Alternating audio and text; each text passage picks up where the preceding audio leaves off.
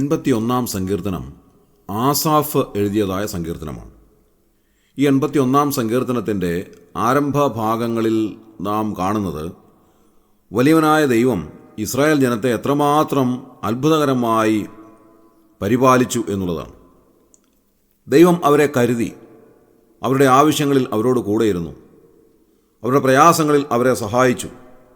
പ്രത്യേകാൽ അതിൻ്റെ 6ഉം 7ഉം വാക്യങ്ങളിൽ നാം വായിക്കുന്നത് ഇങ്ങനെയാണ്: ഞാൻ അവൻ്റെ തോളിൽ നിന്ന് ചുമട് നീക്കി, അവൻ്റെ കൈകൾ കൊട്ട വിട്ടൊഴിഞ്ഞു.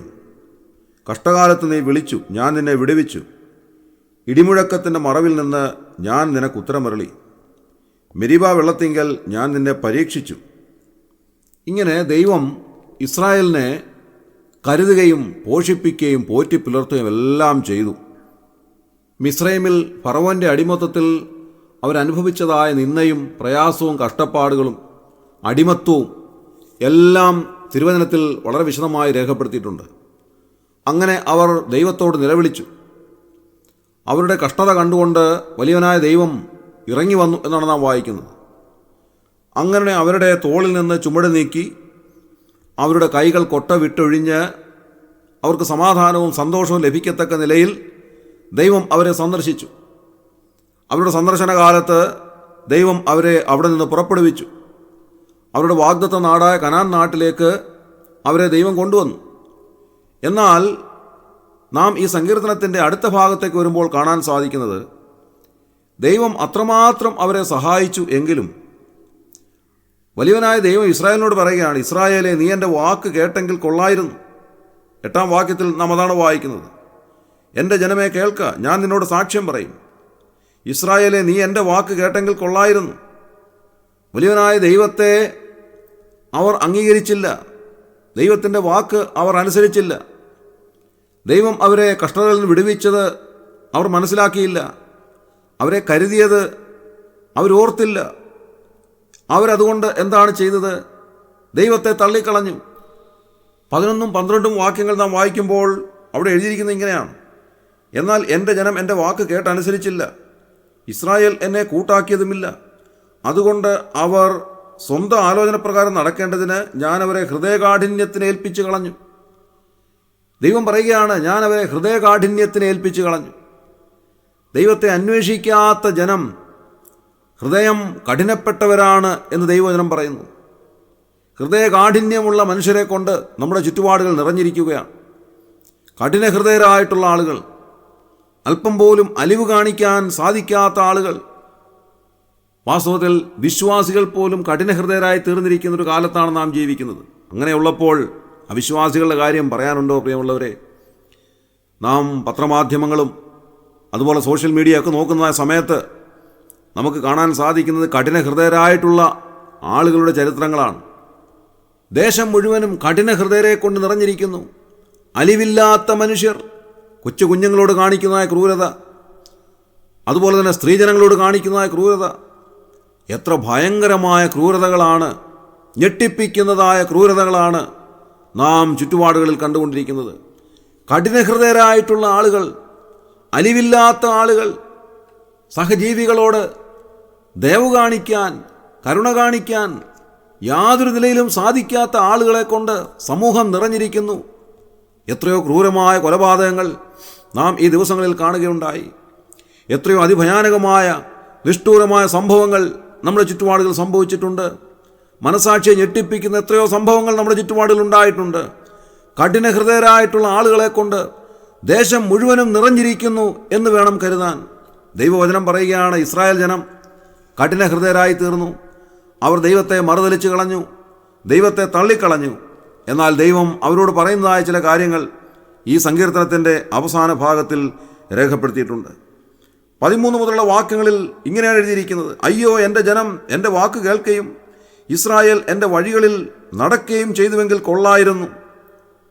ദൈവം പറയുകയാണ്, ഇസ്രായേൽ എൻ്റെ വഴികൾ നടക്കുകയായിരുന്നുവെങ്കിൽ ഞാൻ അവർക്ക് എന്തെല്ലാം ചെയ്യുമായിരുന്നു. എന്നാൽ ഞാൻ വേഗത്തിൽ അവരുടെ ശത്രുക്കളെ കീഴടക്കുമായിരുന്നു, അവരുടെ വൈരികളുടെ നേരെ എൻ്റെ കൈ തിരിക്കുമായിരുന്നു. യഹോവയെ ഭയക്കുന്നവർ അവന് കീഴടങ്ങുമായിരുന്നു. എന്നാൽ ഇവരുടെ ശുഭകാലം എന്നേക്കും നിൽക്കുമായിരുന്നു. അവൻ മേത്തരമായ കോതമ്പ് കൊണ്ട് അവരെ പോഷിപ്പിക്കുമായിരുന്നു. ഞാൻ പാറയിൽ നിന്നുള്ള തേൻ കൊണ്ട് നിനക്ക് തൃപ്തി വരുത്തുമായിരുന്നു. നോക്കണം, എത്രയോ കാര്യങ്ങൾ ദൈവം അവർക്ക് ചെയ്തു കൊടുക്കുമായിരുന്നു. അവരുടെ ജീവിതത്തിന് ആവശ്യമായിട്ടുള്ള എല്ലാ കാര്യങ്ങളും ദൈവം അത്ഭുതകരമായി, അതിശയകരമായി അവർക്ക് കൊടുക്കുമായിരുന്നു. അവർ ചോദിക്കുന്നതിലും നനയ്ക്കുന്നതിലും അത്യന്തപരമായി ദൈവം അവരെ സഹായിക്കുമായിരുന്നു. പക്ഷേ അതെല്ലാം അവർ നഷ്ടപ്പെടുത്തി കളഞ്ഞു. എന്തുകൊണ്ട്? കഠിന ഹൃദയരായി തീർന്നതുകൊണ്ട്. ഇന്ന് രാവിലെ ഈ ദൈവവചനം നമ്മെ ഓർമ്മിപ്പിക്കുന്നതായ ഒരു സത്യമുണ്ട്. നാം കഠിന ഹൃദയരാകുവാൻ പാടില്ല. ദൈവസന്നിധിയിലേക്ക് വന്നിരിക്കുന്നതായ ഏതൊരു വ്യക്തിയും കഠിന ഹൃദയരായി, കരുണയില്ലാത്തവരായി തീരുവാൻ പാടില്ല. ദൈവത്തിന് കോപം ജനിപ്പിക്കുവാൻ പാടില്ല. ദൈവവചനത്തെ അനുസരിക്കുന്ന, ദൈവത്തെ മാനിക്കുന്ന, ദൈവത്തെ സ്നേഹിക്കുന്ന ദൈവമക്കളായി തീരുമ്പോൾ ദൈവം നമ്മെ അനുഗ്രഹിക്കുന്നു, സഹായിക്കുന്നു, നമുക്ക് ആവശ്യമുള്ളതൊക്കെ നൽകി തരുന്നു. ഈ സങ്കീർത്തനത്തിൽ എഴുതിയിരിക്കുന്ന പോലെ എന്തെല്ലാം കാര്യങ്ങൾ ദൈവം നമുക്ക് നൽകി തരുവാൻ സദാ സന്നദ്ധനാണ്. എന്നാൽ നാം ചെയ്യേണ്ടതായ കാര്യം എന്താണ്?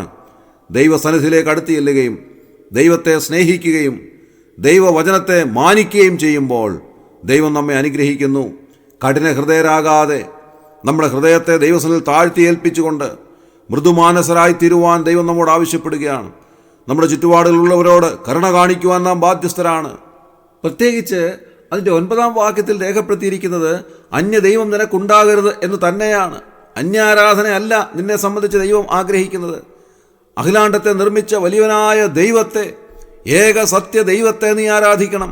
യഹോവയായ ദൈവം നിന്നെ സഹായിച്ച വഴികളെല്ലാം നീ ഓർത്തുകൊണ്ട് നീ ദൈവത്തെ ആരാധിച്ച് മഹത്വപ്പെടുത്തണം. അന്യമായ കാര്യങ്ങളിലേക്ക് നിന്റെ മനസ്സിനെ തിരിക്കുവാൻ പാടില്ല എന്ന് ദൈവവചനം പറയുന്നു. പ്രിയമുള്ളവരെ, പലപ്പോഴും നാം ഈ ലോകത്തിൻ്റെ പിന്നാലെ പോകുമ്പോൾ യഹോവയായ ദൈവത്തെ നാം മറന്നു പോകുന്നു. പലപ്പോഴും ദൈവം നമ്മെ സഹായിച്ചു എന്നുള്ളത് നാം മറന്നു പോവുകയാണ്. ദൈവം നമ്മെ കരുതിയ വിധങ്ങളൊക്കെ നാം മറന്നു പോകുന്നു. കഴിഞ്ഞ നാളുകൾ നമ്മെ സഹായിച്ച അത്ഭുതകരമായ വഴികളെല്ലാം നാം മറന്നുപോയിട്ട് അന്യമായ കാര്യങ്ങളുടെ പിന്നാലെ പോകുന്നു. ലോകത്തിൻ്റെ ഗതികൾക്കനുസരണമായി നാം നമ്മുടെ വഴികളെ ക്രമപ്പെടുത്തുകയാണ്. നാം ലോകത്തിൻ്റെ പിന്നാലെ പലപ്പോഴും പോകുന്നു. സുഖസൗകര്യങ്ങളുടെ പിന്നാലെ പലപ്പോഴും നാം പോവുകയാണ്. നമുക്ക് ദൈവത്തെക്കാൾ ഉപരിയായി സ്നേഹിക്കുവാൻ പല കാര്യങ്ങളും നാം ഒരുക്കി വെച്ചിട്ടുണ്ട്. സമ്പത്തോ വസ്തുവകയോ ആടുമാടുകളോ അങ്ങനെയുള്ള ധാരാളം കാര്യങ്ങൾ നാം ഒരുക്കി വെച്ചിട്ടുണ്ട്. ദൈവത്തെക്കാൾ ഉപരിയായി നാം ഇവയെല്ലാം സ്നേഹിക്കുകയാണ്. അങ്ങനെ നമ്മുടെ ജീവിതത്തിൽ അനേക വിഗ്രഹങ്ങളെ നാം തന്നെ ഒരുക്കി വെച്ചിരിക്കുന്നു. ദൈവം ഒരിക്കലും ആഗ്രഹിക്കാത്ത, ദൈവം നമ്മിൽ നിന്ന് ഒരിക്കലും പ്രതീക്ഷിക്കാത്തതായ അന്യാരാധനയിലേക്ക് നാം പോയിരിക്കുകയാണ്. അതുകൊണ്ട് ദൈവം പറയുകയാണ്, നിങ്ങൾക്ക് ചെയ്തു തരണമെന്ന് ഞാൻ വിചാരിക്കുന്നതായ ഒത്തിരി കാര്യങ്ങളുണ്ടായിരുന്നു, അതൊന്നും ചെയ്തു തരാതെ ഇതാ ഇസ്രായേലിലെ ദൈവം കഠിന ഹൃദയത്തിന് ഏൽപ്പിച്ചു വിട്ടിരിക്കുന്നു. അതുകൊണ്ട് നാം എന്താണ് ചെയ്യേണ്ടുന്നത്? ഉൽപ്പത്തി പുസ്തകം 33, 34, 35 അധ്യായങ്ങൾ നാം വായിക്കുമ്പോൾ അവിടെ കാണാൻ സാധിക്കുന്ന ഒരു കാര്യമുണ്ട്. യാക്കോബ് 20 വർഷങ്ങൾക്ക് ശേഷമായി മടങ്ങി വന്നു കഴിയുമ്പോൾ താൻ സുക്കോത്തിൽ തനിക്ക് വേണ്ടി ഒരു വീട് പണിത് അവിടെ സന്തോഷമായിട്ട് താമസിക്കുകയാണ്.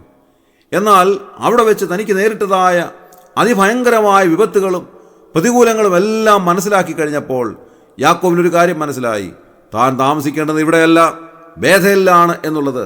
ദൈവം അവന് പ്രത്യക്ഷമായി അവനോട് അരുളി ചെയ്തതായ കാര്യം താൻ ഓർമ്മിച്ചുകൊണ്ട് 35-ാം അധ്യായത്തിൽ നാം വായിക്കുന്നത്, യാക്കോബ് തൻ്റെ കുടുംബാംഗങ്ങളെല്ലാം വിളിച്ചു വരുത്തിയിട്ട് അവരോട് പറയുകയാണ്, നിങ്ങളുടെ ഇടയിലുള്ള അന്യദേവന്മാരെ നീക്കിക്കളഞ്ഞ് നിങ്ങളെ തന്നെ ശുദ്ധീകരിച്ച് വസ്ത്രം മാറുവീൻ.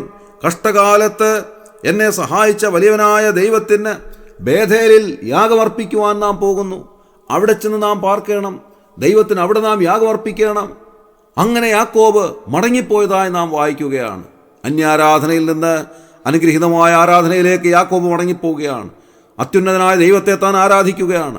സർവ്വഅഖിലാണ്ടത്തെ നിർമ്മിച്ചവനായ അതുല്യനായ ആ ദൈവത്തെ യാക്കോബ് കുടുംബത്തോടൊപ്പം ആരാധിക്കുന്നത് കാണുവാൻ സാധിക്കും. പ്രിയമുള്ളവരെ, നമ്മെ സംബന്ധിച്ചും ദൈവം ആഗ്രഹിക്കുന്നത് തന്നെയാണ്.